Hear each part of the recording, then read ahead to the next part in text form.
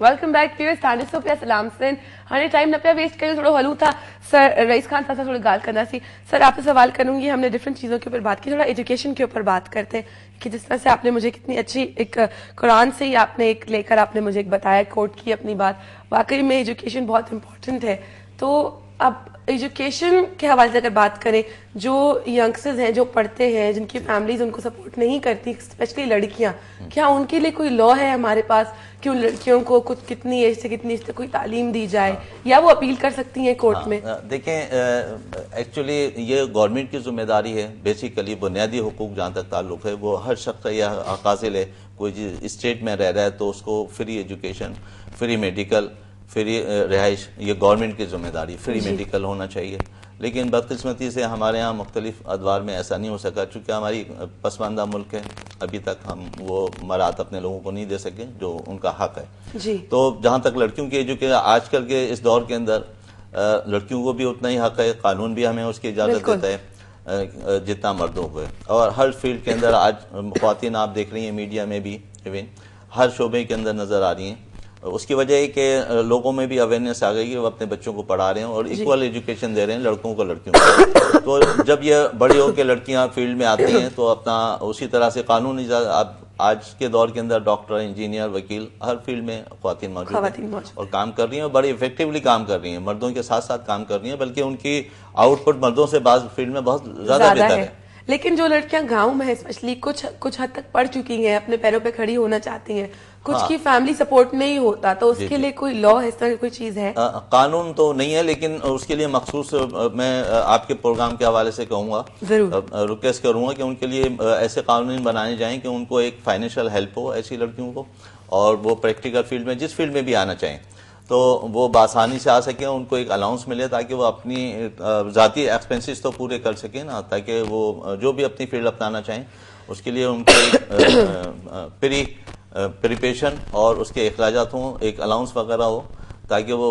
उस फील्ड में इफेक्टिवली काम कर सकें अपनी सलाहियतों का लोहा मनवा सकें। जी बिल्कुल सर तव्हां से सवाल कंदे मूंखे ॿुधाए जाओ सभिनी का फेवरेट आर्टिस्ट तव्हां जो केर हो बचपन का या हाणे भी कहिड़ो आर्टिस्ट पसंद कंदा आहियो कंहिं मतलब कंहिंखे लुक अपॉन कंदा आहियो त हेड़ो एक्टर हुजे हेड़ी एक्टिंग हुजे? असांजा सिंध जा ॿ आर्टिस्ट आहिनि सलाहुद्दीन तुनियो साहब ऐं गुलाब चांडियो साहब जी ॾाढा सुठा परफॉर्मर आहिनि ॾाढो अरसो थी वियो उन्हनि खे कमु कंदे ऐं ॾाढी उन्हनि में जान आहे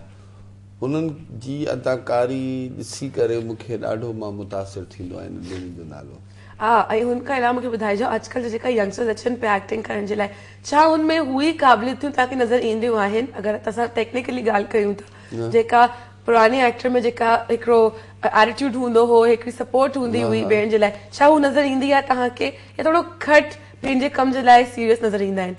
ॾिसो अवल जेका डायरेक्टर हुया माना मोहम्मद बख्श समीद जो हुयो हारून रिंद हुयो PTV जा इहे जेका वॾा वॾा डायरेक्टर आहिनि वॾा वॾा नाला आहिनि हाणे उहा मक़सदु अगरि को मुंहिंजे पॉइंट ऑफ व्यू में अगरि को सुठो अदाकार आहे या मक़सदु PTV असांजो ॾिसो न मक़सदु माइंड न कजे PTV असांजो हिकिड़ो अहिड़ो चैनल आहे जिते आर्टिस्ट खे कुझु सेखारिबो आहे कुझु सेखारे वेबो आहे अहिड़ा सुठा प्रोड्यूसर आहिनि जिते रिहर्सल थींदी आहे जिते उते बाक़ाइदा मक़सदु ॾिसो न उते डायरेक्टर तव्हांखे ईंदो आहे हितो अची जाए हिते अची वेह जाए पोइ हिते ॻाल्हाइजांइ पोइ हिनखे हीअं आई लुक ॾिजांइ हीअं कजांइ हूअं ॾिजांइ इहा शइ जेकी PTV में आहे उहा ॿियनि चैनलनि में न आहे। हाँ त हाणे हिते बि मां चवंदसि लेकिन असांजे चैनल में हिकु सुठी ॻाल्हि आहिनि करना त मां सिंध TV जी होस्ट आहिनि खे सपोर्ट कयां पई पर हू ज़रूरु चवंदसि जेका बि यंगस्टर जे यंग आर्टिस्ट ईंदो आहे उनखे जॾहिं सुठे तरीक़े सां कम बि मिलंदो आहे सपोर्ट बि कंदा आहिनि मां सम्झां थी हिकिड़ी सुठी शइ आहे हिकिड़ो ही अहिड़ी शइ आहे जेका मां सम्झां थी मुंहिंजी तरफ़ां मां त हीअ चवंदसि त यंगस्टर्स खे ॾाढो सपोर्ट कयो वेंदो आहे पर हीअ सवाल ज़रूरु तव्हां सां गॾु कंदसि जेका यंग आर्टिस्ट आहिनि जेका ईंदा आहिनि छो उनखे वॾा आर्टिस्ट हार्ड टाइम ॾींदा आहिनि हीअ छा वजह आहे त तव्हां बि कंदा आहियो कॾहिं कॾहिं ही ट्रांसफर थी वियो हाणे अलाह न करे के कॾहिं मां कंहिं आर्टिस्ट खे डिसाइड कयां या हो कयां मक़सदु कंहिं हूंदी कंहिं माण्हूअ जी फितरत आदत अहिड़ी हूंदी जेको इहो चाहींदो हूंदो पर मक़सदु सपोर्ट करणु त सुठी ॻाल्हि आहे न अगरि कंहिं में टैलेंट आहे उनके वधायो, उनके अगर माण्हू सुठो सपोर्ट करे, जीअं अॼुकल्ह मां बटन प्लेस में में फरूक भुट्टो सां कमु कयां पियो, ॾाढो सुठो आर्टिस्ट आहे, ॾाढो सुठो परफॉर्मर आहे। मक़सदु अगरि हिनखे थोरो माण्हू सपोर्ट ॾे ऐं उनखे थोरो पॉलिश करे तो वो ॾाढो सुठो थी वेंदो अदाकार। बिल्कुल, मतलब सपोर्ट जरूरी है। जी सर। कल्चर के हवाले से मैं बात कहूँगा, हमारा कल्चर जो है ना वो इतना रिच कल्चर है, अगर इसको हम प्रमोट करें और सही मानो मुनज़्ज़म अंदाज में बैरून मुल्क इंट्रोड्यूस कराएं तो उससे हमें बिजनेस भी मिल सकता है, क्योंकि हमारे पड़ोसी मुल्क ने अपने इस कल्चर को बिजनेस का जरिया बनाया है। उससे उनको बहुत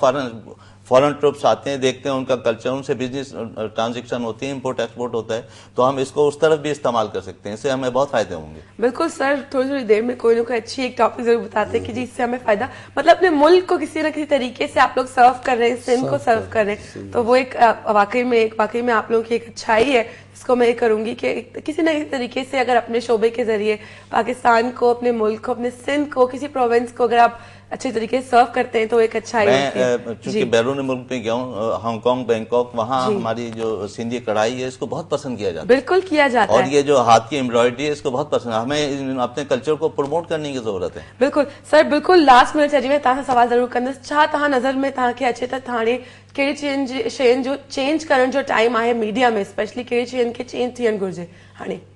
ये जेकी मोनोपोली आहे या जेकी या मक़सद जेकी पॉलिसीज ठहियल आहिनि कि अबा हिन आर्टिस्ट खे खणणो आहे, हिनखे खणणो आहे, हिनखे खणणो आहे, हिनखे नाहे खणणो,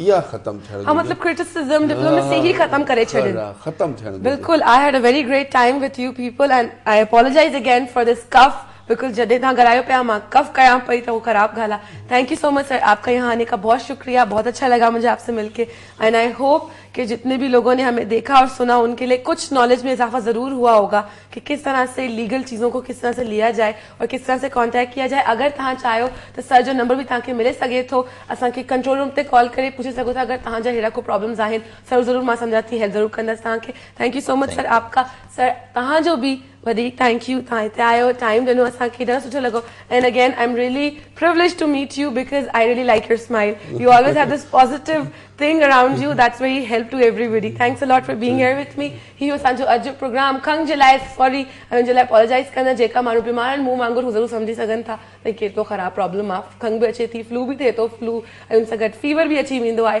पर अगेन विंटर्स जी सौगातनि जेका अची वञे, अल्लाह ताला कंहिंखे बीमार न करे। जेका माण्हुनि जी अॼु या कल्ह बर्थडेज़ आहिनि उन सभिनी खे हैप्पी बर्थडे, पंहिंजो ख़्यालु रखिजो, खोड़ सारो ख़्यालु रखिजो, वॾनि जी इज़त ऐं नंढनि जो प्यार हमेशह पाण सां गॾु रखियो, फ्रेंड्स जी इज़त कयो, फ्रेंड्स खे पाण सां गॾु रखियो, तव्हांजी लाइफ जो इंपॉर्टेंट पार्ट हूंदा आहिनि। केतिरो बि तव्हां अमीर थी वञो पर फ्रेंड्स जे वटि न आहिनि, ॾाढो ग़रीब माण्हू हूंदो आहे। त हिन शइ सां गॾु सुठे नोट सां गॾु पंहिंजे प्रोग्राम खे वाइंड अप कंदासीं। इंशाअल्लाह ताला सुभाणे मुलाक़ात थींदी। पंहिंजो खोड़ सारो ख़्यालु रखिजो। अल्लाह हाफ़िज़।